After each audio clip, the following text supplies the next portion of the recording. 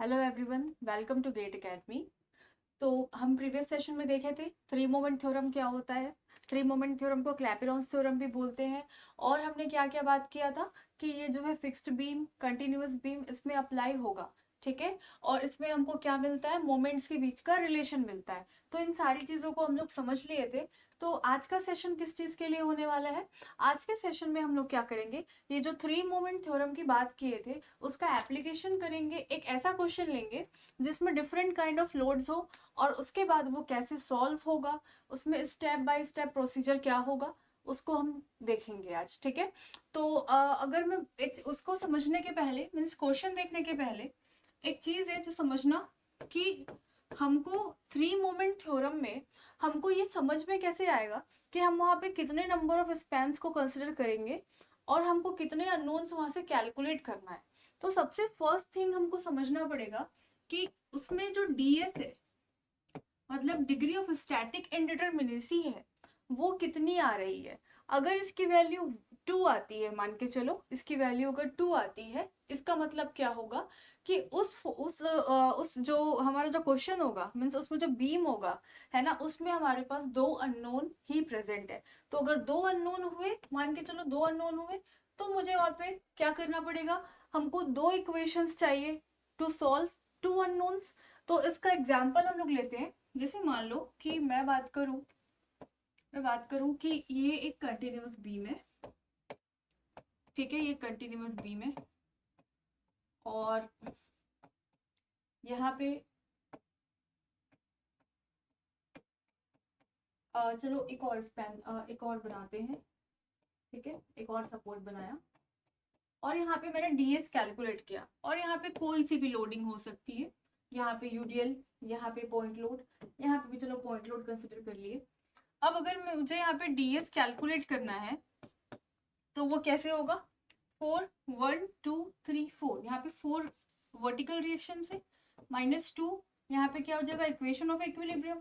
तो यहाँ पे क्या हो जाएगा, 2 हो जाएगा। इसका मतलब मुझे यहाँ पे साफ दिख रहा है कि यहाँ पे तो मोमेंट जीरो होगा,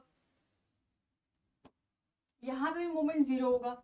बचा ये बी पॉइंट, बचा ये बी पॉइंट और सी पॉइंट। ठीक है।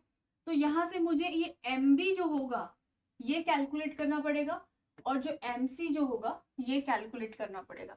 तो अगर मुझे यहाँ पे दो चीजें यहाँ पे अननोन है, तो मुझे यहाँ पे स्पैन कैसे कंसिडर करना पड़ेगा, यहाँ पे मुझे कंसिडर करना पड़ेगा कि स्पैन क्या हो, स्पैन हो हमारा ए से बी, ठीक है, एंड बी से सी। एक बार स्पैन मुझे ये लेना पड़ेगा, और एक बार स्पैन क्या कंसिडर करना पड़ेगा, बी से सी, स्पैन बी से सी, और इसके बाद सी से डी। तो यहां से मुझे एक इक्वेशन मिलने वाला है, और यहां से मुझे एक इक्वेशन मिलने वाला है। ठीक है। तो इन दोनों को सॉल्व करूंगी तो यहाँ से मुझे एम बी और एम सी कैलकुलेट हो जाएगा। ठीक है। तो यही चीज हमको समझना था कि यहाँ पे हमको पता कैसे चलेगा कि हमको यहाँ पे कितने स्पैन जो है कंसिडर करने हैं। अब यहाँ पे सिंपल है, यहाँ पे कोई प्रॉब्लम नहीं होगी, क्योंकि हमको सिंपली दिख रहा है कि हम A B and B C एक बार कंसिडर करेंगे, and B C and C D. But अगर अगर क्वेश्चन चेंज हुआ, अगर क्वेश्चन चेंज हुआ और इसका एक एंड क्या हो गया, फिक्स्ड हो गया। ठीक है। यहाँ पे चलो मैंने बना दिया, यहाँ पे हिंज बना दिया, यहाँ पे रोलर बना दिया। ठीक है। और यहाँ पे एक और रोलर बना दिया, यहाँ पे एक और रोलर बना दिया। अब यहाँ से डीएस कैलकुलेट करो कि यहाँ पे कितने अननोन्स आने वाले। तो देखो यहाँ पे साफ साफ दिख रहा है कि यहाँ पे अब जो ए पॉइंट पे, इस पहले वाले क्वेश्चन में जो ए पॉइंट पे क्या था, जो हम लोग जीरो लिए थे, अब यहाँ पे फिक्स्ड एंड पे तो हमारा मोमेंट जीरो नहीं हो सकता। तो यहाँ पे एम ए हो जाएगा, यहाँ पे एम बी भी आएगा, एम बी भी जीरो नहीं होगा। ठीक है, कैलकुलेट करना पड़ेगा। यहाँ पे एम सी जो होगा ये भी प्रेजेंट होगा, यहाँ पे भी ये जीरो नहीं हो सकता। और यहाँ पे जो डी पॉइंट होगा, यहाँ पे एम डी जो है वो जीरो होता है। ठीक है, यहाँ पे तो जीरो हो जाएगा। तो यहाँ पे देखना, तीन यहाँ पे हमारे पास क्या हो जाएगा, अननोन्स हो जाएगा। यहाँ पे अननोन कितना हो गया, 3 हो गया। तो अब तो मुझे तीन अननोन सॉल्व करने के लिए तीन इक्वेशंस चाहिए, M A, M B and M C. तीन अननोन्स चाहिए, ठीक है। इसको सॉल्व करने के लिए तीन इक्वेशंस चाहिए, क्योंकि हमारे पास तीन अननोन है। तो इस कंडीशन में अगर मैं स्पैन ए टू बी लूं और बी से सी लूं, ठीक है, स्पैन ए से बी, स्पैन ए से बी लूं, स्पैन ए से बी लूं एंड बी से सी लूं, बी से सी लूं, तो यहां से मुझे इक्वेशन मिलेगा एक, यहां से मुझे एक इक्वेशन मिल जाएगा। और अगर मैं स्पैन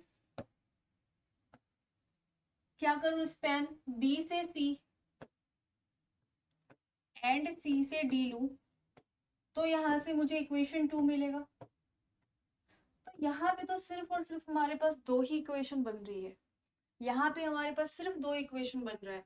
तो क्या दो इक्वेशन से तीन अननोन सॉल्व हो सकते हैं क्या? नहीं हो सकते। तो ये अप्रोच यहाँ पे फॉलो नहीं हो पाएगा, ठीक है, क्योंकि यहाँ पे फिक्स्ड एंड है। और हमने बात किया था प्रीवियस सेशन में कि जब भी हम लोग सॉल्व करते हैं फिक्स्ड एंड को या फिर फिक्स्ड बीम को, तो वहां पे हमको डमी स्पैन कंसीडर करना पड़ता है। हम लोग बात किए थे इस बारे में। तो इसलिए इस इक्वेशंस को हमको तीन इक्वेशन चाहिए, इसलिए हम यहाँ पे डमी यहाँ पे हम लोग स्पैन कंसीडर करेंगे, और ये हो जाएगा ए डैश, जिसका लेंथ हो जाएगा 0। तो अब इस कंडीशन में अब देखो, अब यहाँ पे मुझे तीन इक्वेशन कैसे मिलेगा। अब यहाँ पे हम क्या करेंगे, स्पैन ए डैश से A and A to B, first equation आया, स्पैन ए डैश से A and A to B, यहां से मैंने फर्स्ट इक्वेशन निकाला। सेकंड, ए से बी एंड बी से सी, ठीक है, ए से बी एंड बी से सी, यहां से सेकंड इक्वेशन आया।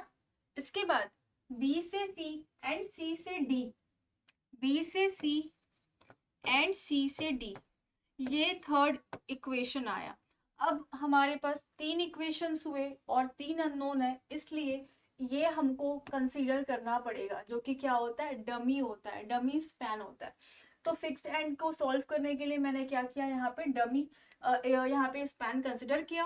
और इसके बाद यहाँ पे हमारे पास तीन, अब यहाँ से मैं एक इक्वेशन कैलकुलेट करूंगी, यहाँ से भी एक इक्वेशन आएगा और यहाँ से भी आएगा, तो तीन इक्वेशन। और यहाँ पर हमारे पास तीन अननोन था, M A M B M C, तो यहाँ से जो है ये सॉल्व हो जाएगा, ठीक है। तो इस सेशन में यही समझना है हमको कि हम लोग यहाँ पे कैसे कंसिडर करेंगे कि हमको कितने इक्वेशंस की रिक्वायरमेंट है, ठीक है, क्योंकि हो सकता है आपके पास सिर्फ तीन स्पैन दिया हो और तीनों अननोन निकल जाए, तो उस कंडीशन में आपको क्या करना होगा, एक डमी कंसिडर करना पड़ेगा, तब जाके वहां पे आपको एक्स्ट्रा इक्वेशन ऐड कर पाओगे आप, ठीक है। तो ये तो हुआ सिंपल सिंपल इसका एक कॉन्सेप्ट था, ठीक है। अब इसमें ऐसा क्यों नहीं हुआ, क्योंकि हमको इस ए पॉइंट पे और डी पॉइंट पे तो हमको क्या मिल गया, मोमेंट 0 मिल गया। तो अगर मोमेंट 0 हो गया तो मीन्स हमको एम बी और एम सी ही तो कंसिडर करना है, जो डी एस की वैल्यू 2 आई है वो यही दो अननोन तो है सिर्फ, ठीक है। तो इसलिए मैंने क्या किया था, span A B and B C पे हम लोग 3 मोमेंट इक्वेशन लगाएंगे और वहां से इक्वेशन 1 लाएंगे, और स्पैन बी सी और सी डी पे भी क्या करेंगे हम लोग 3 मोमेंट इक्वेशन लगा के वहां से इक्वेशन नंबर 2 ले आएंगे, और उसके बाद सॉल्व करके उससे हम लोग वैल्यू कैलकुलेट कर सकते हैं। तो यहाँ तक हम लोग प्रीवियस सेशन में समझ चुके थे, और ये आज का कुछ नया कॉन्सेप्ट है जो मैंने आपको आज बताया। तो अब चलते हैं हमारा क्वेश्चन क्या होगा, ठीक है। तो हम लोग आज ऐसा क्वेश्चन देखते हैं जिसमें डिफरेंट लोडिंग्स हो, ताकि हम लोग क्या करें, एक मोमेंट भी लगाएंगे उसमें, और हम लोग हर टाइप की लोडिंग को सॉल्व कर पाएंगे, ठीक है। तो नोट करते हैं यहाँ पे क्वेश्चन, फर्स्ट क्वेश्चन लेते हैं, ठीक है, फर्स्ट क्वेश्चन लेते हैं आज का, ठीक है। और इसमें क्वेश्चन है, इसमें लिखते हैं for the given beam, for the given beam find support moments, ठीक है, फाइंड सपोर्ट मोमेंट्स। इसके लिए हम लोग यूज कर रहे हैं 3 मोमेंट थ्योरम, ठीक है। ये हमारा क्वेश्चन है, और इसमें टर्म्स का यहाँ पे मैंने लिख दिया सपोर्ट ए, सपोर्ट बी, सी, डी, ठीक है। अब देखो, सपोर्ट ए से बी का जो यूडीएल है वो 12 किलो न्यूटन पर मीटर है, जिसमें ई आई की वैल्यू 3 आई दी हुई है, और इसके बीच का लेंथ है 6 मीटर, ठीक है। सपोर्ट बी से सी भी दिख रहा है, यूडीएल है, बट इसकी इंटेंसिटी अलग है, 8 किलो न्यूटन पर मीटर, और इसका लेंथ जो टोटल 12 किलोमीटर है, सॉरी 12 मीटर है, ठीक है। 6 मीटर और 6 मीटर, और यहाँ पे जो हमको आई की जो वैल्यू है वो कितनी दी है, 10 आई दी है। फिर यहाँ पे हमको एक पॉइंट लोड दिख रहा है 2 मीटर और 4 मीटर, मतलब ये सेंट्रिक है, ठीक है, सेंटर पे नहीं दिया हुआ। और यहाँ पे हमको 2 आई दी हुई है, और यहाँ पे 1.5 मीटर का एक हमको लोडिंग दिख रहा है, जो कि हमको साफ साफ दिख रहा है कि ये एक मोमेंट क्रिएट कर रहा है इस डी पॉइंट पे, ठीक है। तो अगर मुझे यहाँ पे कैलकुलेट करना है कि इसके सपोर्ट्स पे मोमेंट कितना आ रहा है, ठीक है, तो सबसे फर्स्ट चीज तो ये देखो कि हमको मोमेंट कितने जगह कैलकुलेट करने की नीड है एक्चुअल में। तो अब यहाँ पे क्योंकि सिंपली सपोर्टेड बीम का जब भी कोई हिंज होता है, मीन्स पिन जो होता है, पिन जॉइंट जो होती है, क्या उसमें मोमेंट लेने की कैपेसिटी होती है, क्या नहीं होती है। हम लोग स्टार्टिंग एकदम फर्स्ट डे के लेक्चर में भी इस चीज को समझे थे कि कौन सा सपोर्ट मोमेंट ले सकते हैं और कौन सा नहीं ले पाता है, उसके बारे में हम लोग बात किए थे। और हमको पता है कि यहाँ पे तो मोमेंट जीरो होने वाला है ना, ये साफ दिख रहा है कि M A is equal to zero हो जाएगा। एम बी जो है, क्योंकि ये एक इंटरमीडिएट सपोर्ट है, इंटरमीडिएट सपोर्ट में मोमेंट लेने की कैपेसिटी होती है, क्योंकि ये एक्ट करता है एज अ फिक्स्ड पॉइंट या फिर रिजिड जॉइंट की तरह, क्या होता है, एक्ट करता है। सपोर्ट बी और सपोर्ट सी, जो सपोर्ट बी एंड सपोर्ट सी है वो क्या, इंटरमीडिएट सपोर्ट्स है, और यहाँ पे इसमें मोमेंट लेने की कैपेसिटी होती है। और देखो पॉइंट डी जो दिख रहा है, यहाँ पे भी हमको पिन दिख रहा है, पर यहाँ पे देखना ये जो 12 किलो न्यूटन और यहाँ पे ये 1.5 मीटर के डिस्टेंस पे है, वो एक मोमेंट क्रिएट करेगा। तो यहाँ पे भी मुझे एमडी की वैल्यू कैलकुलेट हम कर सकते हैं। तो इसका मतलब ये है कि यहाँ पे सिर्फ दो अननोन्स है, एक बी पॉइंट पे और एक सी पॉइंट पे, ठीक है। जैसे कि हम लोग बात किए थे, हमको समझना पड़ेगा कि यहाँ पे मुझे कितने इक्वेशंस अप्लाई करने हैं, ठीक है। तो सबसे फर्स्ट चीज हमको सॉल्व करने के पहले ये देखना है कि यहाँ पे डीएस कितना है, यहाँ पे डीएस कितना है, निकाल लो। यहाँ पे total number of reaction is 4, minus किया इक्वेशन ऑफ इक्विलिब्रियम, तो ये हो गया 2, इक्वल टू आ गया 2। अब ये 2 अननोन जो है वो कौन कौन से है, M B and M C, ये दो ही हमारे पास अननोन से, ठीक है। अब यहाँ पे 4 माइनस 2 कैसे हुआ, जिनको ये चीज नहीं आती होगी डीएस कैलकुलेट करने के लिए, ठीक है, वो हमारा जो सबसे फर्स्ट सेक्शन था इस स्ट्रक्चर का, वो बिल्कुल स्टार्टिंग से देखेंगे, ठीक है। और इसके बाद देखेंगे हम लोग नेक्स्ट, ये हो गया। इसके बाद अब क्योंकि यहाँ पे मुझे दो अननोन्स दिख रहे हैं, M B and M C, तो यहाँ पे अब हम कंसिडर करेंगे स्पैन, ठीक है। तो अब लिखते हैं, हम लिखते हैं consider consider consider span A B and B C, ठीक है, A B and B C, ठीक है,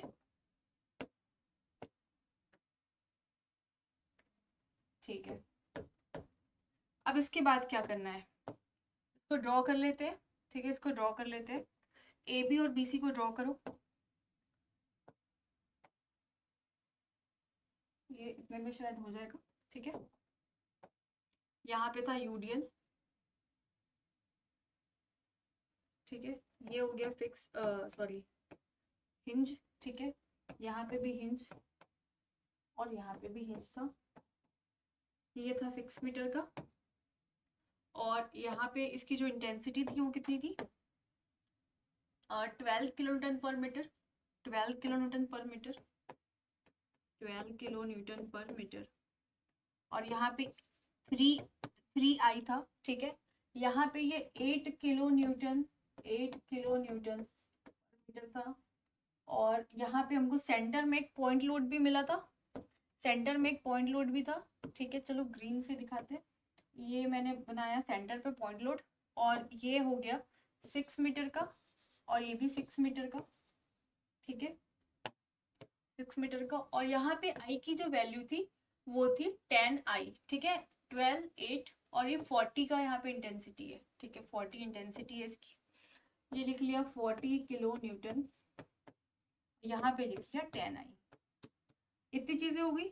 अब इसके बाद अब हमको ना इसको क्या करना है, हमको यहाँ पे ड्रॉ करना है फ्री मोमेंट डायग्राम, ठीक है। फ्री मोमेंट डायग्राम मतलब क्या हुआ, सिर्फ और सिर्फ लोडिंग के कारण आने वाला बेंडिंग मोमेंट क्या होगा, ठीक है।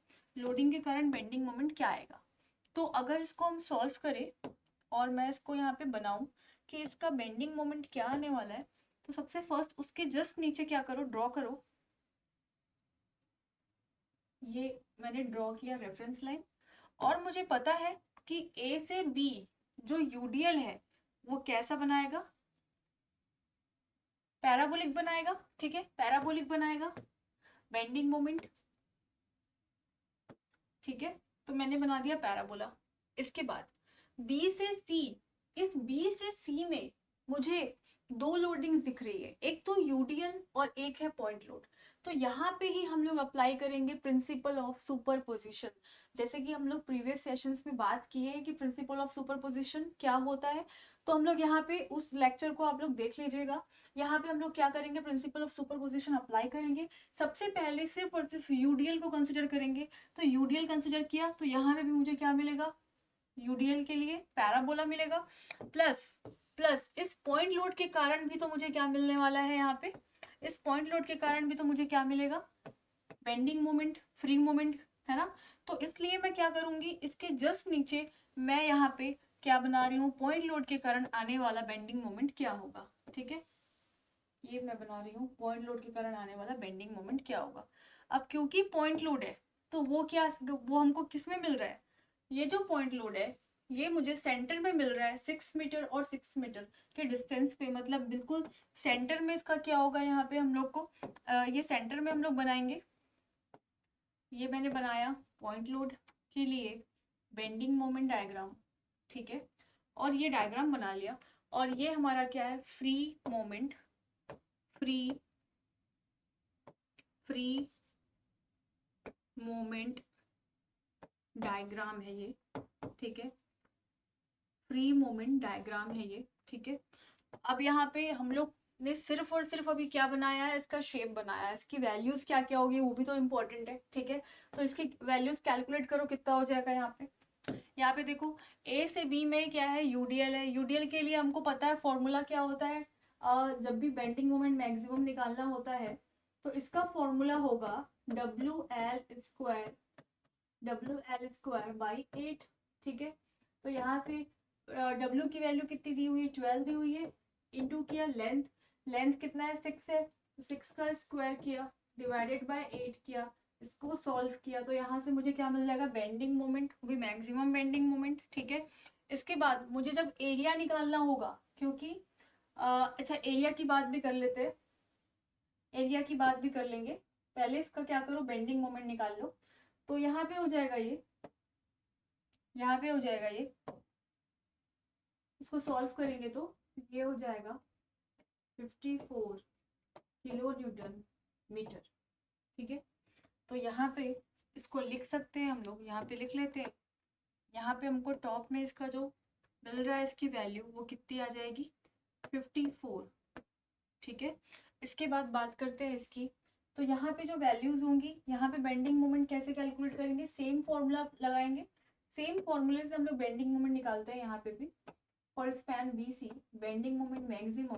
अब यही वैल्यू कैलकुलेट करना है, इसमें वैल्यूज पुट कर दो। तो यहाँ पे W into L square by 8 में W की वैल्यू कितनी दी हुई है, यहाँ पे 8 दी हुई है, ठीक है। और लेंथ टोटल कितना है, 12 है, ठीक है, 12 है। तो लेंथ 12 है और लोडिंग 8 है, 8 इंटू लेंथ कितनी 12 है का स्क्वायर अपॉन में 8। तो ये हो जाएगा हमारा 144 आएगा क्या, 8 से 8 कैंसिल हो जाएगा तो ये कितना हो जाएगा 144 किलो न्यूटन मीटर, ठीक है। तो यहाँ पे भी मैं वैल्यूज रख लेते हैं, वैल्यूज पुट कर लेते हैं। अच्छा एक काम करते हैं, ये थोड़ा सा इसको क्या करेंगे, इसके कंपैरिजन में थोड़ा बड़ा बनाते हैं, ठीक है। तो ये हो जाएगा 144, ठीक है। इसके बाद हमारा पॉइंट लोड है, उसके कारण यहाँ पे मैक्सिमम कितना आएगा वो भी देखना पड़ेगा। तो पॉइंट लोड के कारण बेंडिंग मोमेंट का फॉर्मूला क्या होता है, PL/4, ठीक है, PL/4। तो यहाँ पे लिख लो PL/4, PL/4 और P की जो वैल्यू है वो कितनी दी हुई है, लोडिंग की वैल्यू कितनी दी हुई है, यहाँ पे लोडिंग है 40 किलो न्यूटन का, तो यहाँ पे लिखा 40 इंटू 12, यहाँ पे टोटल डिस्टेंस है डिवाइडेड बाई 4, तो ये सॉल्व हो जाएगा और ये कितना आ जाएगा 120, ठीक है 120 आ जाएगा, 4 से 4 कैंसिल, तो ये 10 हो जाएगा और ये 120 किलो न्यूटन मीटर आ जाएगा। ठीक है, इतनी वैल्यू मिल गई हमको। इसके बाद हमको क्या करना है, ठीक है, फ्री बॉडी डायग्राम बनाने का क्या रीजन है, ये भी इंपॉर्टेंट है। इसके बाद हमको यहाँ पे क्या करना होगा, इस span A B B C को जो हम कंसिडर किए हैं, यहाँ पे हम लगाएंगे इक्वेशन, और उस इक्वेशन में मुझे टर्म मिलेगा क्या, a1x1 बार एंड a2x2 बार। जैसे कि हम लोग प्रीवियस सेशन में हमने बात किया था कि a2x2 कैसे कैलकुलेट करते हैं, ठीक है, तो इस डायग्राम से हमको क्या निकालना पड़ेगा, a1x1 बार और a2x2 बार, ठीक है। तो सबसे फर्स्ट देखते हैं यहाँ पे कि फॉर्मूला क्या होगा, ठीक है, फॉर्मूला क्या होगा, यहाँ पे अप्लाई करते हैं formula, calculate a1 x1 bar and a2 x2 bar and a2 x2 बार, ठीक है। तो ये कैसे कैलकुलेट होगा, लिखते हैं फॉर्मूला, क्या होता है, ma L1 upon E1 I1, ठीक है। अब क्योंकि मुझे यहाँ पे E के बारे में कोई जानकारी नहीं है, ठीक है, यहाँ पे हमको कोई भी यहाँ पे इंफॉर्मेशन नहीं मिली है कि यहाँ पे जो E की वैल्यू है मॉडुलस ऑफ इलास्टिसिटी की, क्या यहाँ पे E1 है या E2 है, यहाँ पे कुछ भी नहीं बोला है। इसका मतलब क्या है कि E जो है वो क्या है, कांस्टेंट है, तो कांस्टेंट है तो उसको लिखने की जरूरत नहीं है, ठीक है, इसको लिखने की जरूरत हमको नहीं है, तो हम इसको क्या करेंगे, हटा देंगे, और क्या करते हैं, ma इज इक्वल टू हो जाएगा L1 upon E1 plus 2 times of mb, bracket लगाया, L1 अपॉन में I1 प्लस L2 अपॉन में I2, ठीक है। इसके बाद क्या करेंगे, प्लस करेंगे mc L2 अपॉन में I2, ठीक है।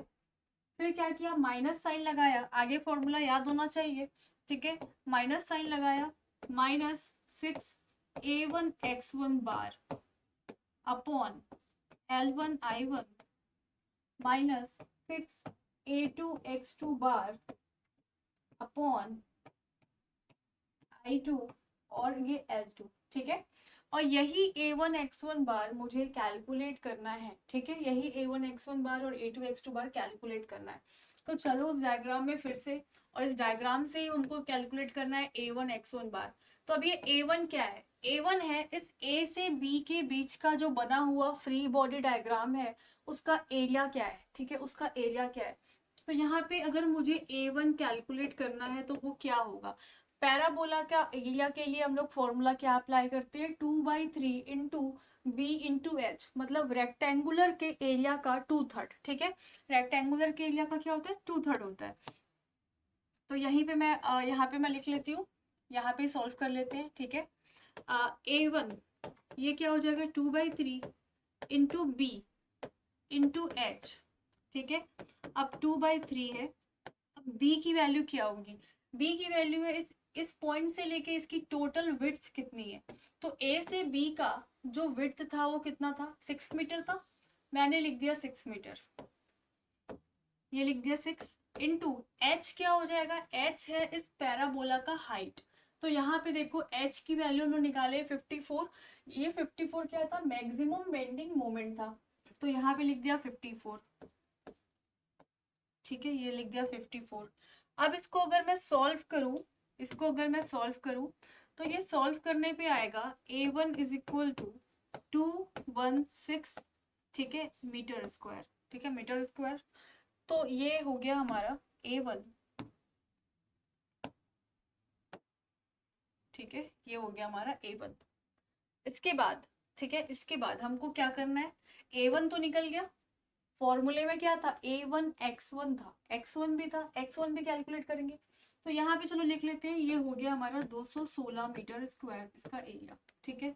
अब निकालते हैं x1, x1 क्या होता है, x1 जो है उस फ्री बॉडी डायग्राम का उस पर्टिकुलर स्पैन में उसका सेंट्रोइड क्या होगा, फ्रॉम द लेफ्ट साइड, ठीक है, फ्रॉम द लेफ्ट साइड हम लोग क्या करेंगे, यहाँ पे सेंट्रोइड कैलकुलेट करेंगे। तो अगर मैं बात करूँ यहाँ पे कि अगर मैं लेफ्ट साइड से इसका सेंट्रॉइड कैलकुलेट करूं तो टोटल इसका डिस्टेंस कितना था, 6 मीटर था। तो अगर मैं x1 बार कैलकुलेट करूं तो इसका क्या हो जाएगा, टोटल लेंथ का हाफ। ठीक है, टोटल लेंथ का हाफ हो जाएगा। तो लिखते हैं x1 इज इक्वल टू क्या हो गया, लेंथ का हाफ। तो ये लेंथ का हाफ है, इसका मतलब 6/2 किया इक्वल टू हो गया 3। ठीक है, इक्वल टू हो गया 3। तो x1 bar is equal to 3। ठीक है, ये लिख लिए, x1 bar is equal to 3। ठीक है, अब यहाँ से मुझे a1 भी मिल गया और क्या मिल गया, x1 भी मिल गया। ठीक है, a1 भी मिल गया और x1 भी मिल गया। ठीक है, तो यहाँ पे लिख लेते हैं, इसकी वैल्यू कितनी आई, 3 मीटर आई फ्रॉम द लेफ्ट साइड। ठीक है, फ्रॉम द लेफ्ट साइड, ये इसका सेंट्रोइड बोला मैंने। अब एक चीज ध्यान रखना है हमको कि जब भी हम लोग सेंट्रोइड कैलकुलेट करते हैं वो कहाँ पे निकलेगा, क्योंकि अगर एक सिमेट्रिक है, एक सिमेट्री है, ये सेक्शन सिमेट्री है या नहीं है, उसको सेंटर से फोल्ड कर दो, अगर वो एक दूसरे पे प्रॉपर ओवरलैप कर रहा है, ठीक है, तो वो क्या होगा, सिमेट्रिक होगा। लेकिन अगर मैं बोलूँ a1 x1 बार मिला, अब चलते हैं a2 x2 बार के लिए। तो अब अगर बात करूं a2 x2 बार की, तो यहाँ पे दो अलग अलग डायग्राम है। ठीक है, b से c के लिए हमको a2 x2 बार में एक ये भी हमको कंसिडर करना है और दूसरा ये ट्राइंगल भी कंसिडर करना है। ठीक है, तो यहाँ पे कैसे कैलकुलेट करना है देखते हैं। यहाँ पे चलते हैं और इसमें हम लोग वैल्यूज, फॉर्मूला सेम होगा 2/3 इंटू बी इंटू एच वाला। ठीक है, ये क्योंकि ये भी पैराबोला है हमारा, तो इसको यहाँ पे कहाँ पे कैलकुलेट करें, चलो इस साइड कैलकुलेट करते हैं। ये यहाँ पे हम लोग अप्लाई कर रहे हैं a2, तो a2 इज इक्वल टू क्या हो जाएगा, 2/3 b इंटू एच। ठीक है, 2/3 b इंटू एच। अब यहाँ पे देखो b जो है यहाँ पे 12 था और इसकी h की वैल्यू कितनी आई थी, 144 आई थी। ठीक है, 144 आई थी। तो ये हो जाएगा 2/3, b की वैल्यू कितनी थी 12 इंटू 2, कितना था वैल्यू इसका, 144 था शायद, है ना, हाँ 144। तो इसको अगर मैं सॉल्व करूं तो यहाँ से ये हो जाएगा, ये हो जाएगा टोटल a2 को कैलसी में कैलकुलेट कर लेना, 1152। ठीक है, 1152।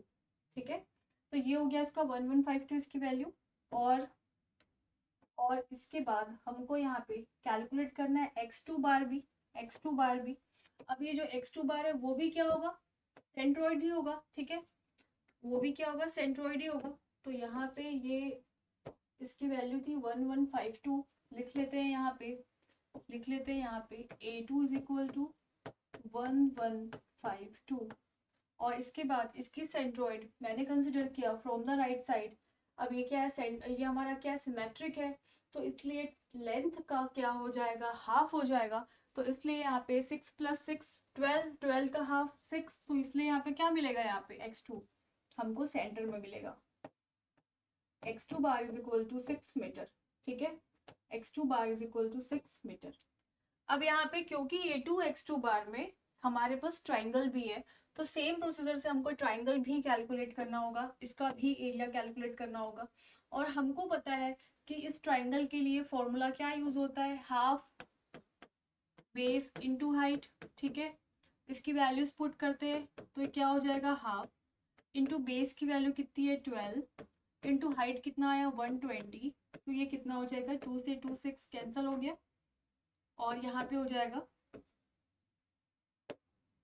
720। ठीक है, 720। तो इसका एरिया आ जाएगा a2 का 720। और यहाँ पे x2 बार जो है वो कितना आएगा, इसका सेंट्रोइड, मतलब यहाँ पे क्या है, लोडिंग जो है वो बिल्कुल सेंटर में दी हुई थी हमारी, लोडिंग जो थी हमारी बिल्कुल क्या थी, सेंटर में थी। इसका मतलब ये भी क्या हो जाएगा, 6 मीटर में होगा, सेंटर में लोडिंग है 6 और 6 के बीच में है। तो यहाँ पे हम लोग क्या करेंगे, यहाँ पे भी हमारा x2 बार जो है वो 6 मीटर हो जाएगा। अब यहाँ तक हमको कोई भी प्रॉब्लम नहीं होगी समझने में। ठीक है, यहाँ तक हमको कोई प्रॉब्लम नहीं होगी। और अगर किसी को कोई डाउट हुआ तो वो पूछ सकते हैं, ठीक है, कमेंट सेक्शन में। और ये मैंने इसको भी क्या कर दिया, बॉक्स बना दिया, है ना। अब यहाँ पे एक चीज समझना कि यहाँ पे a1 x1 बार और a2 x2 बार को कैलकुलेट करने में कोई प्रॉब्लम नहीं है। अगर मैं बात करूँ, एक नए स्लाइड में चलते हैं। अगर एक चीज, एक छोटा सा कॉन्सेप्ट है, इसको तुम ध्यान से समझना, ठीक है? ठीक है, एक ट्राइंगल मैंने ये लिया और एक ट्राइंगल मैं बनाऊं, और ये ट्राइंगल कुछ ऐसा है, ये ट्राइंगल कुछ ऐसा है, ठीक है? ये ट्राइंगल कुछ ऐसा है। और अगर मैं बात करूं कि इसके लिए जो लोडिंग थी, इसके लिए जो लोडिंग थी वो बिल्कुल क्या थी, सेंटर पे लोडिंग थी, ठीक है? और इसके लिए जो लोडिंग थी वो सेंट्रिक थी, मतलब यहाँ पे जो लोडिंग थी वो कुछ अलग मिला हमको, कुछ अलग मिला। इसका मतलब क्या हुआ, सेंटर पे नहीं मिला। ये 2 मीटर के डिस्टेंस में, ये 4 मीटर के डिस्टेंस में। या तो इसको हम लोग ये भी लिख सकते हैं कि ये ए है और ये बी है, ठीक है? ये ए है और ये बी है, और ये क्या है, बिल्कुल l/2 है और ये l/2 है, ठीक है? तो इस कंडीशन में दो चीज समझने वाली है कि दोनों की कंडीशन में a1 x1 बार की वैल्यूज क्या होंगी, ठीक है? तो इस कंडीशन में हमको सिंपली हमको क्या करना है, बेंडिंग मोमेंट तो पता है हमको क्या हो जाता है, pl/4 हो जाता है। और हमको जो सेंट्रॉइड है वो बिल्कुल क्या मिलेगा, सेंटर में मिलेगा। तो इस लेंथ का l/2 है ना, ये हमको मिल जाता है। पर ये चीज जो है वो यहाँ पे फॉलो नहीं होती जब हमको अनसिमेट्रिक या फिर इसेंट्रिक लोडिंग का कंडीशन जो है मिलता है, ठीक है? ये क्या है, एक अनसिमेट्रिकल ट्राइंगल है ना? ये सेंटर में नहीं है, ये साइड में जहां भी पॉइंट लोड लग रहा है ना वहां पे। तो इस कंडीशन में हम लोग को जब बेंडिंग मोमेंट कैलकुलेट करना होता है तो इसका फॉर्मूला होगा PAB/L, PAB/L। और अगर मुझे इसका सेंट्रॉइड कैलकुलेट करना है फॉर अनसिमेट्रिक ट्राइंगल तो इसका फॉर्मूला भी अलग होगा। अगर लेफ्ट साइड से देखें तो यहाँ पे मैं बोलूँ अगर ये B था, ठीक है, मैंने क्या कंसिडर किया, यहाँ पे B कंसिडर किया है। तो इस कंडीशन में यहाँ पे सेंट्रॉइड की वैल्यू हो जाएगी B+L divided by 3 from left side. और यही चीज अगर मुझे राइट साइड से कैलकुलेट करनी है तो ये हो जाएगा A+L/3। तो अभी जो हमारा क्वेश्चन था इसमें कंडीशन जो है वो क्या थी, हमारे जो क्वेश्चन है इसमें हमारा कंडीशन क्या है, लोडिंग जो है बिल्कुल सेंटर में है। इसका मतलब क्या है, ये सिमेट्रिक ट्राइंगल है और सिमेट्रिक ट्राइंगल की कंडीशन में हमारा जो जो हमारा सेंट्रॉइड होगा वो क्या होगा, सेंटर में मिलेगा। इसके बाद सारी वैल्यूज कैलकुलेट करने के बाद हम लोग क्या करेंगे, इस इक्वेशन में इसकी वैल्यू पुट करते हैं और देखते हैं यहाँ पे इक्वेशन हमको क्या मिलता है। तो सबसे फर्स्ट MA की वैल्यू देखेंगे। अब MA हमको पता है कि ये क्या था, पिन था। पिन सपोर्ट में MA की वैल्यू क्या होगी, 0 होगी, इसलिए यहाँ पे 0 वैल्यू पुट कर दो। यहाँ पे वैल्यू हम 0 रख देंगे, ये हो जाएगा 0 plus 2 times of MB। MB क्या है, अननोन है, ये एक रिजिड जॉइंट है इसलिए हमको यहाँ पे कैलकुलेट करना है। और यहाँ पे लेंथ L1 क्या होगा, L1 हम लोग देख लेते हैं। L1 की वैल्यू हो जाएगी 6 मीटर और L2 की वैल्यू हो जाएगी 12 मीटर, 6 और 12, ठीक है? यहाँ पे वैल्यूज रखा 6 डिवाइडेड बाय 3EI प्लस किया L2 की वैल्यू थी 12 डिवाइडेड बाय 10I, ठीक है, 10I। और इसके बाद हम क्या कर रहे हैं, प्लस MC की वैल्यू कंसिडर करेंगे। MC भी एक क्या है, इंटरमीडिएट पॉइंट है हमारा जो कि एक रिजिड जॉइंट है। तो यहाँ पे भी हमको क्या मिलने वाला है, मोमेंट मिलने वाला है, इसको हम लोग 0 नहीं कर सकते। तो यहाँ पे हमारा लेंथ क्या था, जो L2 की वैल्यू थी वही रखना है। तो 12 रखा डिवाइडेड बाय क्या किया, 10I किया। और इसको इक्वल साइन में क्या करेंगे हम लोग, इक्वल किया माइनस, क्योंकि फॉर्मूले में क्या था 6A1 x1 बार, और A1 x1 बार की वैल्यूज हमने सबसे फर्स्ट कैलकुलेट की थी। A1 की वैल्यू है 216 और x1 की वैल्यू कितनी थी, 3 थी, ठीक है?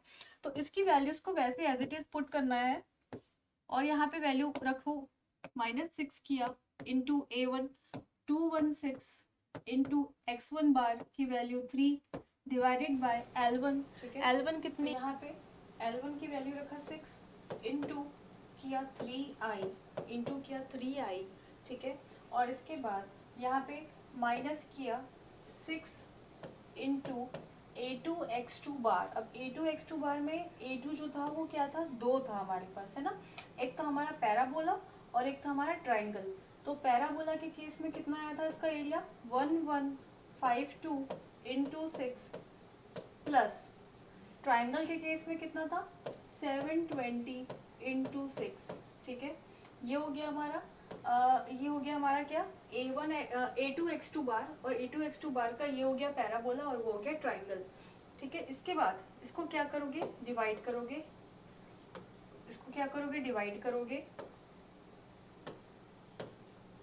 डिवाइड किया किससे, इसका लेंथ हो गया L2 12 इंटू 10i, ठीक है। इसके बाद जब हम इसको सॉल्व करते हैं, इसको जब हम सॉल्व करते हैं तो हमारा इक्वेशन क्या आएगा, हमारा इक्वेशन हो जाएगा 6.4 MB plus 1.2 MC equal to -777.6। इसको सॉल्व करना, और सॉल्व करोगे कैलसी के थ्रू सॉल्व कर लेना, और सॉल्व करोगे तो यहाँ पे मुझे मिला 6.4 MB प्लस 1.2 MC, ठीक है। MC is equal to -777.6। ये होगा हमारा इक्वेशन नंबर 1, ये होगा हमारा इक्वेशन नंबर 1, ठीक है। अब सेम हम लोग क्या करेंगे, कंसिडर करेंगे span BC, consider span BC and CD, ठीक है। कंसिडर किया स्पैन BC एंड CD, और यहाँ पे इसको ड्रॉ कर लेते हैं कि वो क्या था हमारा,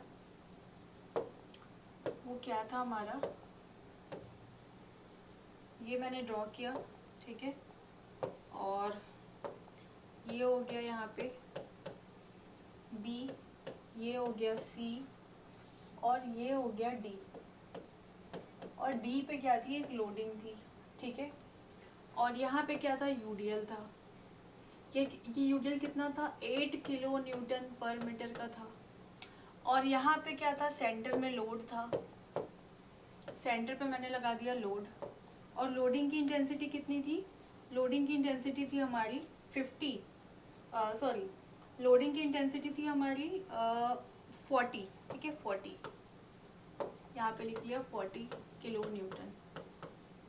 इसके बाद ये हो गया 6 मीटर, और ये भी हो गया 6 मीटर, ठीक है। इसके बाद ये कितना था हमारा, यहाँ पे बीच में क्या था, लोडिंग था, लोडिंग लगाया, और ये है 36 किलो न्यूटन। ये लोडिंग कितनी थी, 12 किलो न्यूटन। यहाँ पे क्या था, 1.5 मीटर का डिस्टेंस था, और यहाँ पे क्या हो जाएगा, यहाँ पे हो जाएगा 2i, और ये हो गया 6 मीटर टोटल, ये था 2 मीटर और ये है 4 मीटर, ठीक है। तो ये चीज़ें हम लोग देख लिए। अब इसके बाद हम लोग क्या करते हैं, इसका हम लोग ड्रॉ करते हैं फ्री मोमेंट डायग्राम, ठीक है। फ्री मोमेंट डायग्राम, तो ड्रॉ करो, फ्री मोमेंट डायग्राम ड्रॉ करो। ये मैंने यहाँ पे D पॉइंट तक, ठीक है, D पॉइंट तक, A से B, B से C और C से D, ये मैंने किया A B, ये था हमारा B, ये हो गया C और ये हो गया D, ठीक है। अब यहाँ पे UDL है, ये सेम वैसे ही बनेगा, ठीक है। और यहाँ पे देखो ये इसेंट्रिक है, तो ये इसेंट्रिक के केस में मैंने क्या बताया था, इसेंट्रिक के केस में मैंने क्या बताया था, ये होता है कुछ इस तरीके से, ठीक है। और इसके बाद इसका तो ये सिर्फ पैराबोला हुआ UDL के कारण, प्लस इसमें हो जाएगा एक ट्राइंगल भी, ठीक है, एक ट्राइंगल भी हो गया, ठीक है। अब ट्राइंगल भी है, इसके बाद क्या हो जाएगा, अब क्योंकि देखो हम लोगों ने पहले ही कैलकुलेट कर लिया था इस B से C का और यहाँ पे बी से सी में जो पैराबोला था और यहाँ पे ट्राइंगल था उसका हम लोग एरिया कैलकुलेट कर चुके थे। तो यहाँ पे मैंने क्या कर दिया, इसका एरिया आया था हमारा, कितना आया था 1152, और इसका ट्राइंगल का एरिया आया था 720, ठीक है। और यहाँ पे हमारा x1 आया था 6 मीटर का, ठीक है। यहाँ पे भी हमारा x1 आया था 6 मीटर का, ठीक है।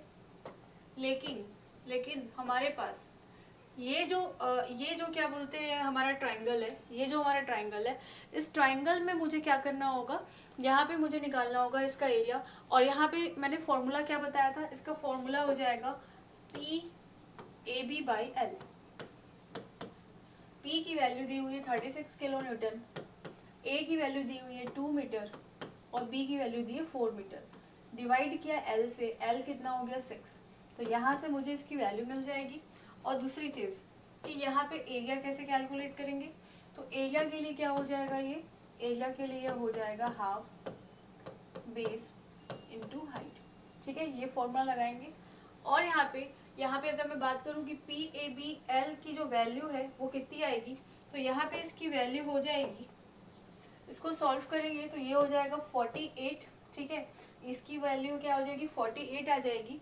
और इस एरिया की वैल्यू आएगी, रखो वैल्यू पुट करो, हाफ बेस कितना था इसका, यहाँ पे दिख रहा है हम लोगों को कितना 6 मीटर, ठीक है। टोटल 6 मीटर था। हाइट कितनी है 48 है। सॉल्व किया कितना हो जाएगा, ये 3 और ये मल्टीप्लाई किया तो ये हो जाएगा हमारा 144, ठीक है। 144, A2 इज इक्वल टू 144।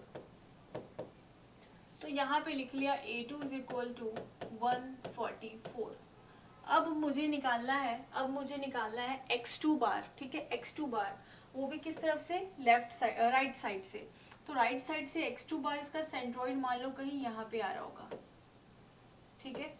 तो मैंने इसके जस्ट पहले फॉर्मूला बताया था कि अगर सिमेट्रिक हो तो कंडीशन अलग होती है, अगर अनसिमेट्रिक हो तो कंडीशन अलग होती है।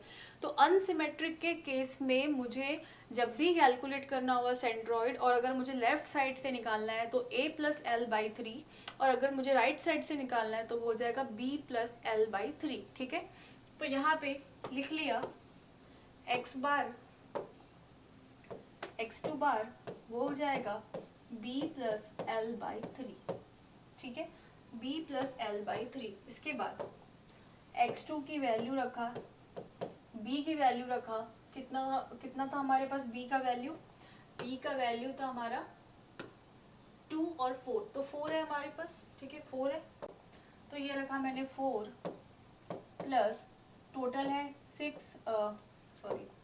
4 प्लस 2 6, तो टोटल लेंथ इसका 6 है, डिवाइड किया 3 से तो ये हो गया 10/3, ठीक है। 10/3 तो ये हो गया x2 बार 10/3, ये हो गया x2 बार 10/3, x2 बार 10/3, ठीक है। अगर यही चीज मुझे क्या करना हो, बेस से लेना हो, तो वो क्या हो जाता है फिर हमारा h/3 लेते हैं, ठीक है। टोटल हाइट का फिर 1/3 ऑफ हाइट लेते हैं, ठीक है। अगर हम लोग क्या कर रहे हैं वर्टिकली देखें तो अब मेरे को A2 भी मिल गया है, x2 बार भी मिल गया है, और मुझे A1 भी पता है और x2 भी A1 भी पता है और x1 भी पता है। तो अब इन सारी चीज़ों को हम लोग क्या करेंगे, फॉर्मूले में पुट करेंगे। और फॉर्मूला हमको पहले से पता है कि वो फॉर्मूला क्या था कि MB L1 अपॉन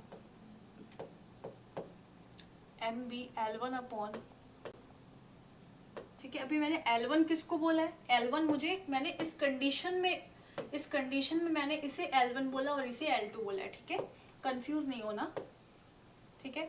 तो MB L1 अपॉन में I1 plus 2 times of MC L1 upon I1 plus L2 upon में I2, ठीक है। इसके बाद हो जाएगा प्लस MD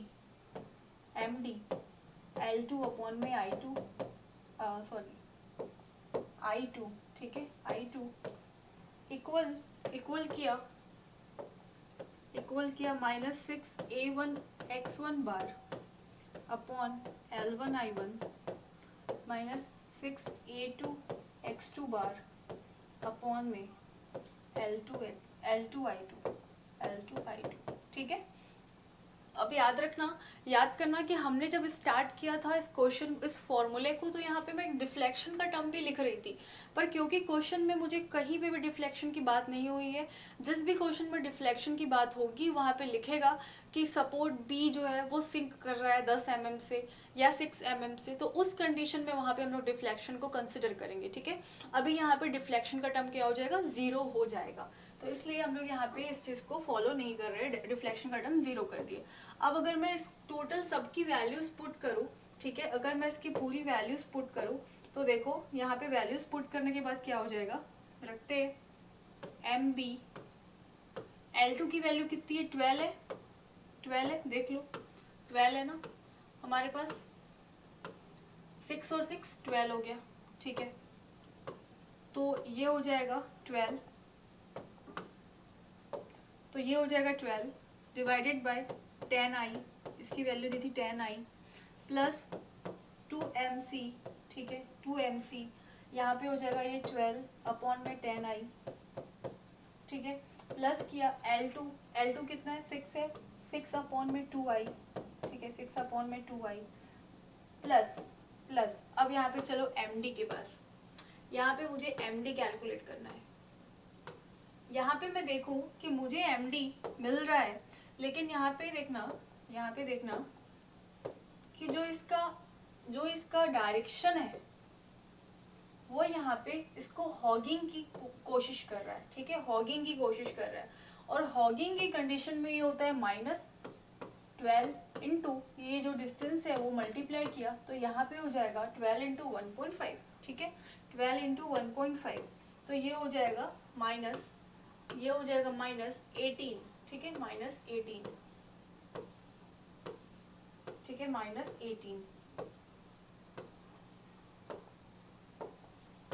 ठीक है, माइनस किया, -18 इंटू 6 अपॉन में 2i, ठीक है, 6 अपॉन में 2i, और इसमें इसकी जगह जब वैल्यूज पुट करेंगे तो ये हो जाएगा इक्वल -a1 क्या होगा, a1 की वैल्यू पता है कि हमको a1 में हमको दो वैल्यूज कंसिडर करनी है, ठीक है, वो कौन सा था, 1152, ठीक है, 1152 इंटू 6 फर्स्ट पैराबोला का, प्लस ट्राइंगल का कितना हो जाएगा, 720 इंटू 6 डिवाइड करेंगे हम लोग इसको किससे, 12 इंटू यहाँ पे हो जाएगा 10i, 12 जो है वो क्या था, हमारा लेंथ था, और इसके बाद आगे इसको कंटिन्यू करें तो -6 इंटू यहाँ पे हो गया हमारा a2 144 इंटू a2 और x2 बार क्या था 10/3 डिवाइड किया 6 इसका लेंथ और इंटू किया 2i,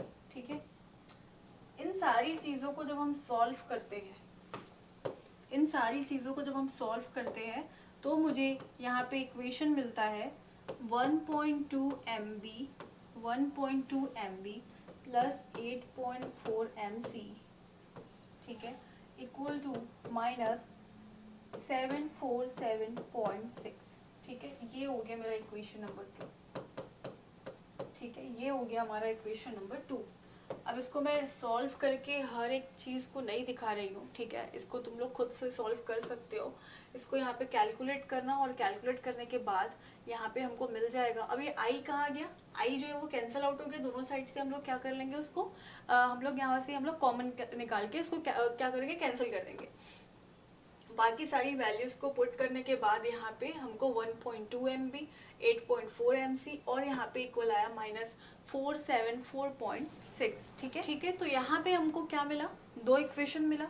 दो इक्वेशन कौन से थे, एक जब हम लोग मेंबर AB और BC लिए थे तो उस कंडीशन में हमको इक्वेशन नंबर फर्स्ट मिला था, और जिसकी वैल्यू आई थी हमारी 6.4 MB प्लस 1.2 MC और 777.6, ठीक है। और इक्वेशन नंबर सेकंड मिला हमको, इक्वेशन 2 मिला, और इक्वेशन 2 भी हमको यहाँ पे मिला, यहाँ पे 1.2 MB प्लस 8.4 MC और क्या मिला हमको -747.6। अब इसको जब हम लोग सॉल्व करते हैं, ठीक है, बाय सॉल्विंग इक्वेशन 1 एंड 2, ठीक है। तो हमको यहाँ से मिल जाएगा एम बी और एम सी की वैल्यू वो हो जाएगी M B is equal to minus 107.4 minus 107.6 kilo newton metre, और M C is equal to निकल जाएगा माइनस 73.6 किलो न्यूटन मीटर, ठीक है। तो हम लोगों ने बात किया था यहाँ पे, तो हम लोगों ने देखा था कि मुझे यहाँ पे मोमेंट्स के बीच का रिलेशन मिलने वाला था, और ये रिलेशन जो है इसको सॉल्व करने के बाद मुझे एम बी और एम सी की वैल्यू मिल गई। वो कितनी है 107.6, और सेकंड कितनी आई माइनस 73.6, ठीक है। अब अगर मैं चाहूँ तो इस मोमेंट की हेल्प से मैं क्या कर सकती हूँ, इस क्वेश्चन में जितने भी सपोर्ट्स के जो रिएक्शन थे वो हम कैलकुलेट कर सकते हैं। क्यों? क्योंकि मुझे मोमेंट की वैल्यू मिल चुकी है, समेशन एम बी करो, समेशन एम सी करो, और वहाँ से सारे रिएक्शंस की वैल्यू कैलकुलेट कर सकते हैं हम लोग। तो ये हमारा प्रोसीजर है जिसको हम लोग कैसे अप्लाई करते हैं 3 मोमेंट थ्योरम में, हम लोग वो आज के सेशन में वो देखे हैं, ठीक है। और हम लोग नेक्स्ट सेशन में देखेंगे कि कभी भी अगर किसी भी सपोर्ट की सिंकिंग की बात होगी तो उस कंडीशन में हम उसको कैसे सॉल्व करेंगे। तो आज के सेशन को फिर यहीं पे एंड करते हैं, ठीक है, और नेक्स्ट सेशन में हम इसका सेकंड क्वेश्चन देखेंगे।